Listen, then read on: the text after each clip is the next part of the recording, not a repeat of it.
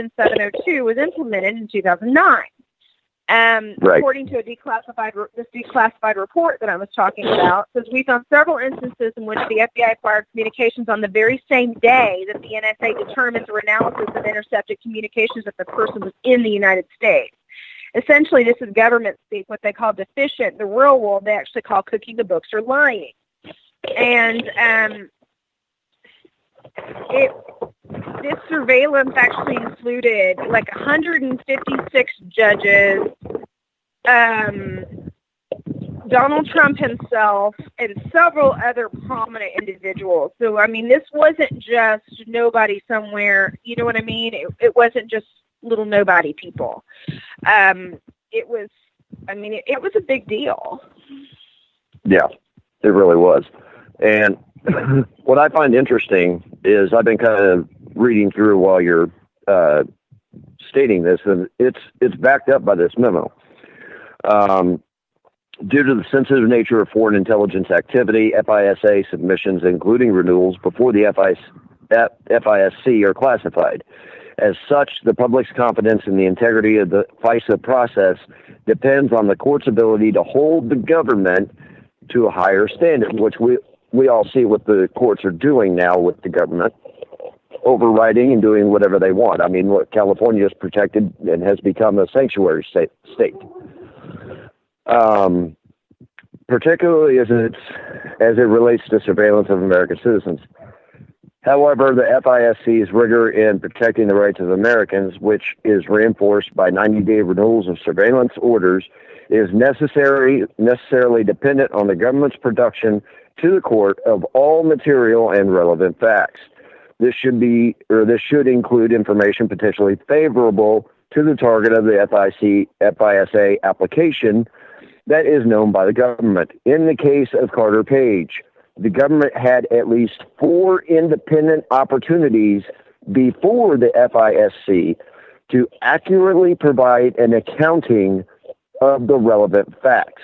However, our findings indicate that, as described below, the material and relevant information was omitted.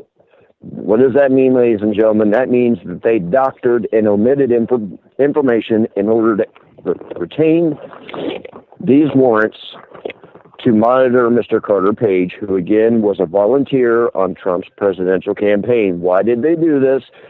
This is all stemming back to the Russian collusion.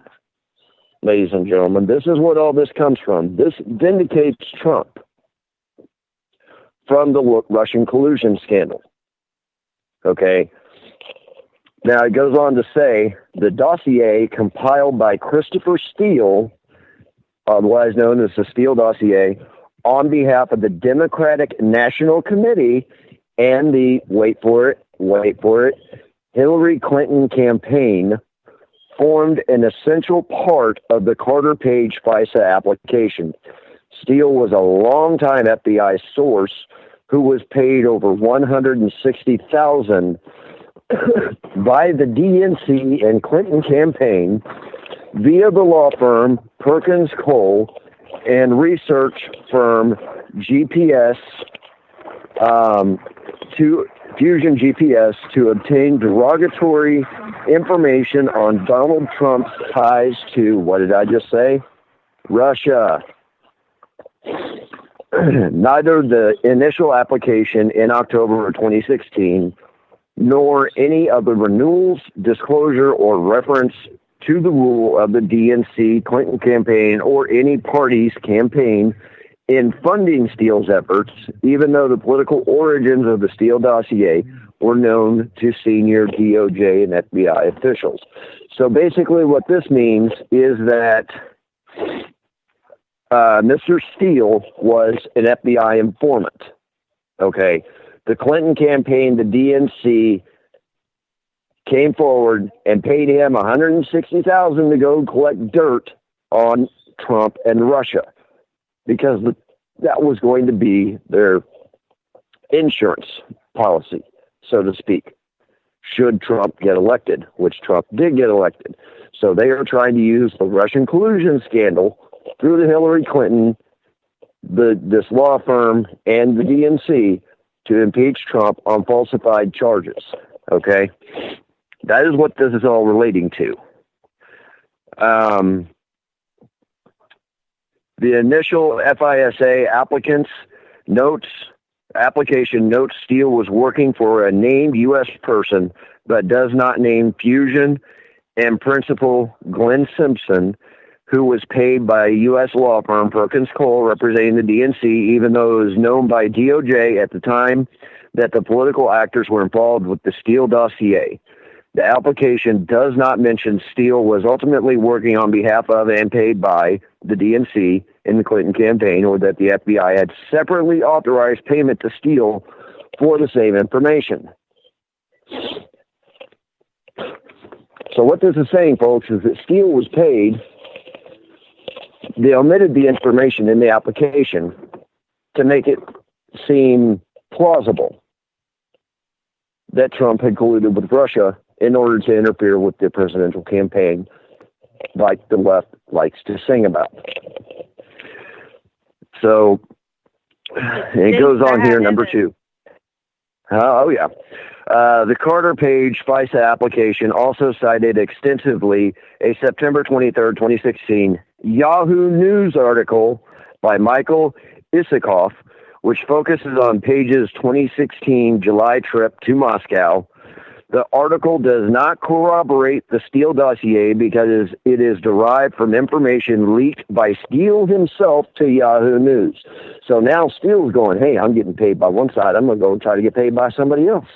Well, not only did, and I'll interject this, not only did Steele leak information to Yahoo News, he also leaked to the New York Times, the Washington Post, CNN, and the New Yorker. He literally had like a press conference. It was a briefing that was roughly 6 weeks prior to the election. It was at the end of September with these 6 media outlets. And then he leaked this, this so-called dossier. And so it was floated around D.C. and all these political and journalist circles months before BuzzFeed actually made the decision to publish it on January 10th, which is when it came out. And, now we find out that Hillary was in bed with them. Debbie Wasserman Schultz was in bed with them. So was John Podesta. Which I'm sorry, but who could allow Debbie Wasserman Schultz? Who could allow Debbie Wasserman Schultz or Hillary Clinton to get in bed with him? Jesus criminy, have you no standards?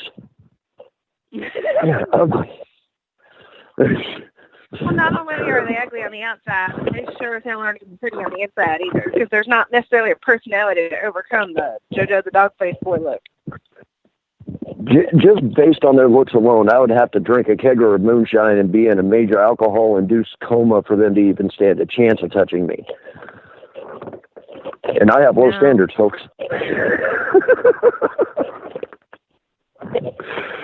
I'm sure the old lady loved that one. Do what, Brian? I said, I'm sure the old lady loved that one. Come on, man. I know, now everybody's like, God damn it, John, I was trying to eat. Thanks a lot for that image. You're welcome, America. And actually, more of this memorandum here actually backs up what Ms. Curry just said. So, we're citing multiple different sources here to show that everything corroborates. We're not just some loons or people with the tinfoil hat on that's standing too close to the microwave. This about Perkins Co. too. Hillary tried to throw Mark Elias of Perkins Coal. He represented the Clinton campaign and the Democratic National Committee, specifically as their attorney from Perkins Co.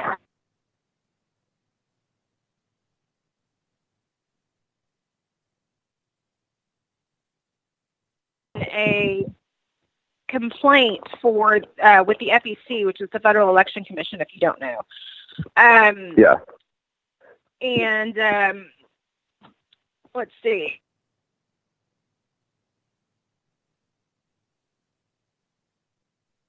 The complaint is filed pursuant to 52 U.S.C.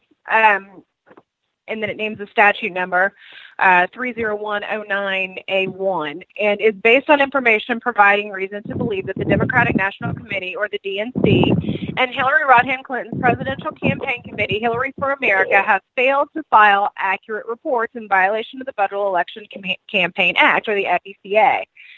And then they cite another statute, or the statute at 30101 et sec, which means and following, and commission regulations. Specifically, the DNC and Hillary for America reported dozens of payments totaling millions of dollars to the law firm Perkins Coie with the purpose described as quote-unquote legal services or, quote, legal and compliance consulting, when in reality, at least some of those payments were earmarked for the firm Fusion GPS for the sole purpose of conducting opposition research on Donald Trump. By failing to file accurate reports, the DNC and Hillary for America undermined the vital public information role that reporting is intended to serve.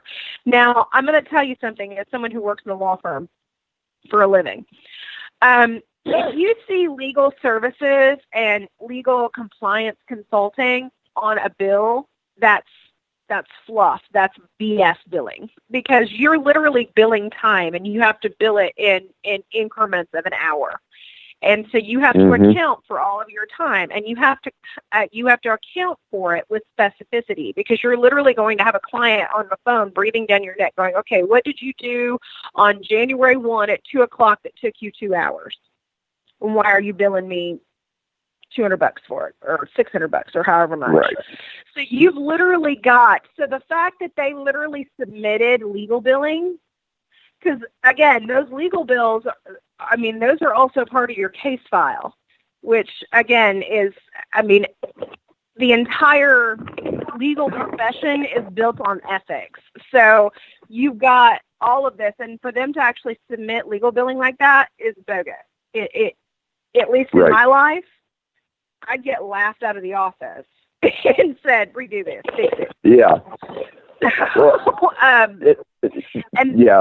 it goes on as well. It says, if the commission, upon receiving a complaint, has reason to believe that a person has committed or is about to commit a violation of the FECA, the commission shall make an investigation of such alleged violation, citing the statute and additional statutes. And then they threw Hillary's campaign lawyer, Mark Elias, under the bus.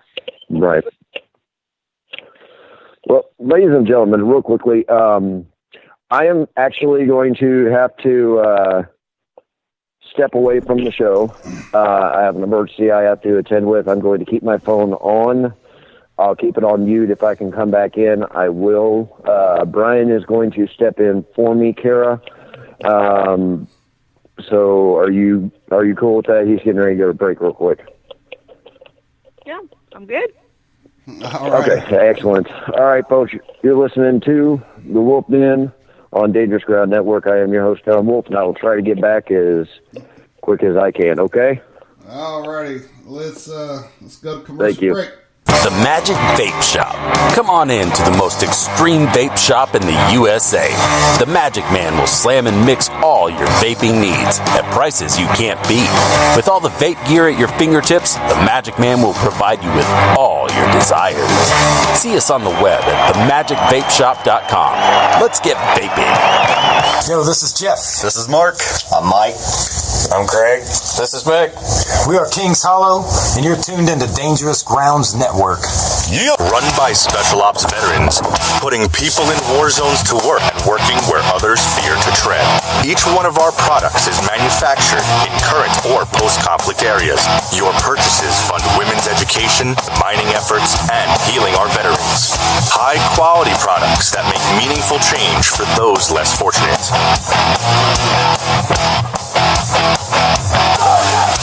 What America will be for the world moving forward. This is Sam from Madison Rising, and you're listening to Dangerous Grounds Network. This is Rio of Madison Rising, and you're listening to Dangerous Grounds Network. Hey, you want a freedom boner or what? Listen now. What's up? This is AJ from Madison Rising, and you're listening to Dangerous Grounds Network, and we're going to put a little bit of freedom all up in you.